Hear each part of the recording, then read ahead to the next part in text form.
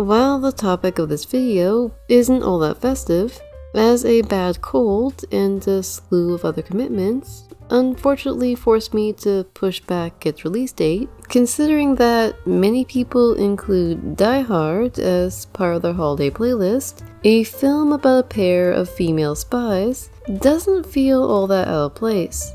Directed by Leah Dean Pilcher, A Call to Spy follows the wartime careers of three women employed by the Strategic Operations Executive, a British intelligence network created at the start of World War II. While the film seems to have done reasonably well with both audiences and critics, is it actually historically accurate, or just another generic war film trying to capitalize on the based on a true story label? Sorry, but before I start talking about the film, I thought it'd be a good idea to go over a quick history of the SOE and how it operated, as this will save you the trouble of having to constantly stop and explain terminology. The Strategic Operations Executive was the brainchild of Winston Churchill, who developed the organization to accomplish two main goals: to foster a spirit of resistance in Nazi-occupied countries, and to create a secret army of saboteurs who would destroy the Nazi war machine from the inside. Or as he put it, set Europe ablaze, make Hitler's life an eternal torment, hit and run, butcher and bolt. In the field, SOE operations were divided into a series of circuits, organized around three key figures: an organizer, who is responsible for arming and organizing the local resistance; the radio operator, who maintained communication between the circuit and London; and the courier, who delivered messages between individuals and circuits. Okay, now with that out of the way, I can finally move on to talking about the film. Starting with, though the film combines the stories of three different women, Noor Khan, Virginia Hall, and Vera Atkins, the writers were still able to include the bulk of their experiences, including such details as, in 1941, thanks largely to the machinations of the head of the SOE, Maurice Buckmaster, the British government began to reconsider its stance on employing women as field agents in the SOE. Vera Atkins, Maurice Buckmaster's secretary, being put in charge of coordinating the female agents and their missions. The recruitment of Virginia Hall, an American working in the United States Embassy in London, as one of the SOE's first female agents. Virginia's prosthetic leg, which she named Cuthbert, and her dream of becoming a diplomat are accurate, as is her backstory driving an ambulance during the Battle of France. Noor Khan, a children's book author and member of the Women's Auxiliary Air Force, becoming the SOE's first female radio operator. Despite being born in Russia and related to Indian royalty, Noor had a good command of the French language, as she grew up in the French town of Zaray, and extensive experience as a radio operator, making her an ideal candidate for the SOE. Though, just like in the film, her naivete and disdain for lying, a trait derived from her Sufi upbringing, made many of her trainers uneasy.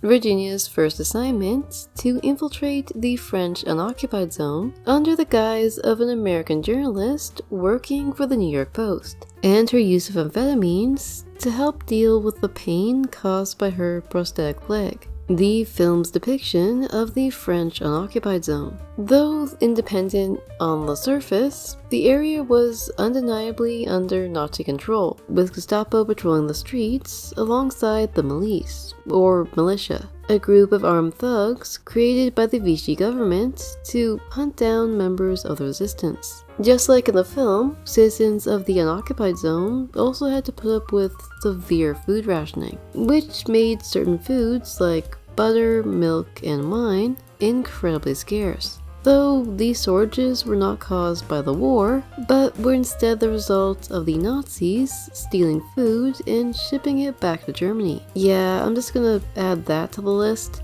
Vera's background as a Jewish Romanian immigrant, a detail which, given the rampant anti-Semitism of the time, she preferred to keep quiet. Noor's good luck charm, a silver bird pin, which she received as a gift from Vera. This was actually something of a tradition in the SOE, as it was common for agents to receive gifts, often made of silver or gold, before leaving on a mission. In addition to reminding the agents of home, these items could also be sold for quick cash if they were ever in need of money.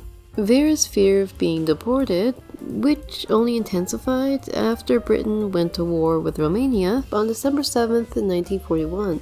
The infiltration of Virginia's circuit by Robert Alesh, a vicar from Paris who worked as a double agent for the Gestapo. Just like in the film, though Alesh decried the Nazis in public, in reality, he was responsible for the arrest of over 60 people and stole a considerable amount of the SOE's money, which he often used to entertain his mistresses in Paris. The collapse of the Paris-centered Prosper Circuit in July of 1943, which left Noor as one of the only active radio operators in all of northern France. Though urged to return to England by Vera and Buckmaster, Noor chose to stay and attempt to rebuild the circuit. The seizure of French North Africa by the Allies in November of 1942, which inevitably resulted in the German takeover of the French unoccupied zone. Because, as we all know, Hitler was one hell of a sore loser. Klaus Barbie, the Butcher of Lyon, arriving in what was previously the unoccupied zone, where he began a manhunt for Virginia, even going so far as to issue wanted posters for her arrest. Virginia escaping to Spain over the Pyrenees Mountains days before her circuit, the Pegler Circuit, collapsed and all her compatriots were arrested. The arrest of Noor Khan by the Gestapo in October of 1943. Though the details regarding when and how she was arrested differ considerably from how they're depicted on screen. The Nazis using Noor's radio to transmit false messages to London, a task which was made infinitely easier after they discovered Noor's notebook, which contained deciphered copies of every message she'd ever received. Virginia's request to return to the field, which is shot down by Buckmaster on the grounds that, with her cover thoroughly blown, returning to France would be far too dangerous. Vera Atkins becoming a British citizen in 1944. Thanks in part to a letter of recommendation written by Buckmaster. Virginia trained to become a radio operator with the Office of Strategic Services, the precursor to the CIA, and the execution of Noor Khan on September 13th, 1944. And on that incredibly depressing note, let's move on to... While the film portrays them as friends, in reality, Noor Khan and Virginia Hall never actually met. In fact, by the time Noor arrived in France in June of 1943, Virginia had already escaped over the Pyrenees Mountains to Spain, and didn't return to France until after she joined the OSS in 1944. This of course means that every scene where the two women are featured together is a film edition, while many other events occur out of order to try and accommodate both timelines. Virginia actually began working for the SOE several months before they received permission to start employing female field agents in 1942. Because of this, most of the documentation about Virginia from this time period is very vague, especially regarding her position within the organization. Virginia also received far less training than later agents, as rather than attending spy boot camp like Noor, she received only a brief crash course in espionage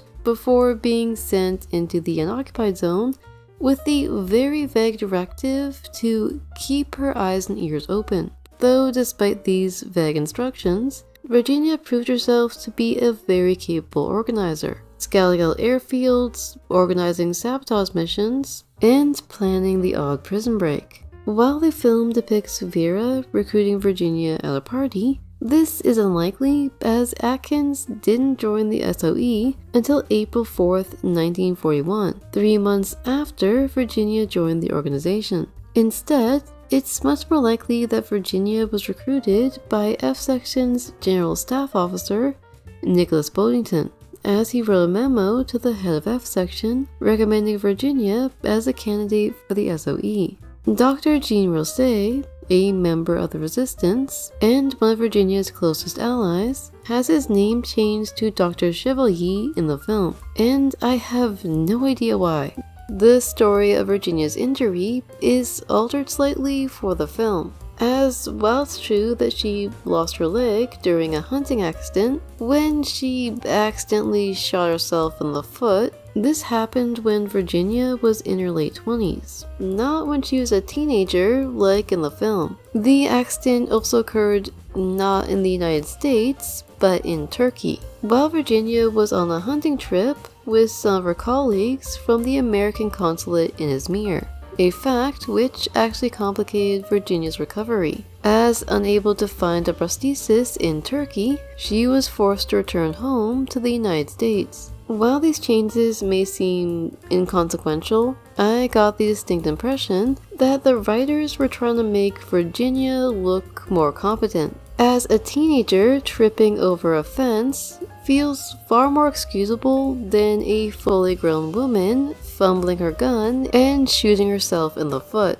The Gestapo raid that occurs during Noor's trip to Paris is essentially a film edition, though this isn't to say that Noor was never interrogated by the Gestapo, as she was even forced to show them her radio on one occasion, though luckily she was able to convince them that it was actually a film projector. While Noor did narrowly avoid being captured in a Gestapo raid just before the collapse of the Prosper Circuit, said raid did not take place at an apartment building, but at an agricultural college 20 miles outside of Paris. Its isolated location and generally laid-back atmosphere apparently made it an ideal hub for the Resistance and the SOE, until the raid. After America joined the war in 1941, Virginia, as an enemy alien, was forced to register once a week at the City Hall in Lyon. She did not have to adopt a new identity or leave her place of operations, like in the film. Noor's arrest occurred under much different circumstances than in the film, as rather than being betrayed by her friend's husband, Noor was instead sold out by a woman named Renee Gary, the sister of one of her contacts in the Resistance. Though the Gestapo had been aware of Noor's presence since early August, intercepting her transmissions, and even sending undercover agents to meet with her on several occasions, Noor's habit of constantly staying on the move allowed her to evade capture until early October, when Gary's tip led the Gestapo to her apartment. During her escape over the Pyrenees Mountains, Virginia was absolutely adamant that her guide never find out that she had a prosthetic leg, as according to her niece, Lorna Catling, she felt that the guy didn't want to take her from the beginning because she was a woman. He didn't think as a woman she could keep up. If he'd known that she was handicapped, he would have just deserted her in the middle of nowhere.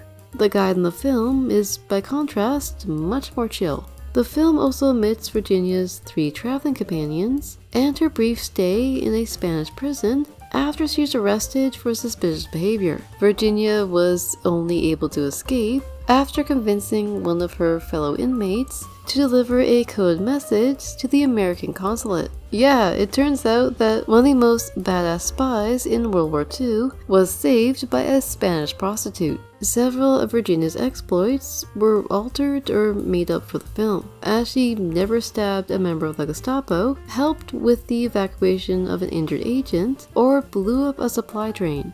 Also, while she planned several prison breaks during her time in France, none of them involved using a fake board game to smuggle lockpicking tools into a German prison, though she did once use jars of jam and sardines for the same purpose. I guess the writers just thought that the board game was more interesting. While we're on the topic of prison breaks, Noor also attempted to escape from SS headquarters in Paris twice, a fact which the film kinda glosses over. After being captured by the SS in Paris, Noor was taken to their headquarters at 84 Avenue Foch, a converted mansion in one of the city's most high-class areas. Though her initial escape attempt, trying to jump out of a bathroom window, proved to be a bit too reckless, during her second escape, she collaborated with two of her fellow prisoners. Leon Fay, a member of the resistance who'd been captured while parachuting back into France, and John Starr, a fellow SOE agent. Together, the three worked out a plan where, using a stolen screwdriver, they removed the bars blocking their cell's skylight. Their cells were originally bedrooms, and escaped out of the roof. However, after escaping into an adjacent apartment building, an air raid siren forced the Gestapo to undertake an emergency cell inspection. This was standard procedure to make sure captured agents weren't trying to signal enemy planes. After the trio was recaptured, Hans Kiefer, the head of the SS, gave them a choice. If they swore they would never escape again, he would grant them leniency and allow them to stay on Avenue Foch. However, if they refused, they'd be living out the remainder of the war in a German prison. Given Noor's objections to lying, and her ultimate fate at the end of the film, it should be pretty clear which option she chose. Unlike in the film, Noor's siblings chose to keep their sister's death a secret from their mother Aura, as they believed that knowing the truth would have a negative impact on her already frail health. Aura remained unaware of her daughter's death until she passed away on May 1st, 1949.